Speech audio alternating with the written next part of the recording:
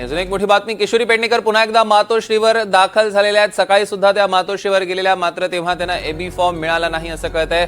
AB फॉर्मच्या प्रतीक्षेत किशोरी पेडणेकर अजूनही आहेत। मुंबईच्या माजी महापौर किशोरी पेडणेकर आता पुन्हा एकदा मातोश्रीवर दाखल झाले आहेत। देवेंद्र कोल्हटकर आपले प्रतिनिधी आपल्यासोबत जोडले गेले, त्यांच्याकडून अधिकचे अपडेट्स आपण घेणार आहोत। देवेंद्र, आता तरी एबी फॉर्म मिळणार आहे का? काय अधिकचे अपडेट्स आहेत? काय घडामोडी मातोश्रीवर? सौरभ, पुन्हा एकदा किशोरी पेडणेकर आपण बघतोय की मातोश्रीवरती दाखल झालेले आहेत। आदित्य ठाकरे यांचा जो वरळी मतदारसंघ आहे, या मतदारसंघातील जितके प्रभाग येतात त्यामध्ये अद्यापही कोणाची उमेदवारी जाहीर करण्यात आलेली नाहीये। त्यातच आपण बघितलेलं की किशोरी पेडणेकर यांचा 199 हा प्रभाग आहे, तिथून त्या इच्छुक आहेत, मात्र त्यांना अद्याप एबी फॉर्म दिलेला नाहीये।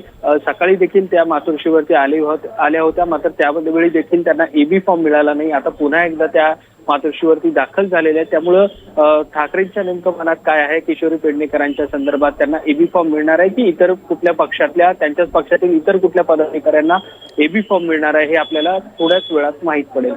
निश्चितच या संदर्भातले अधिकचे अपडेट्स आपण घेणार आहोत। देवेंद्र, तुर्तास धन्यवाद।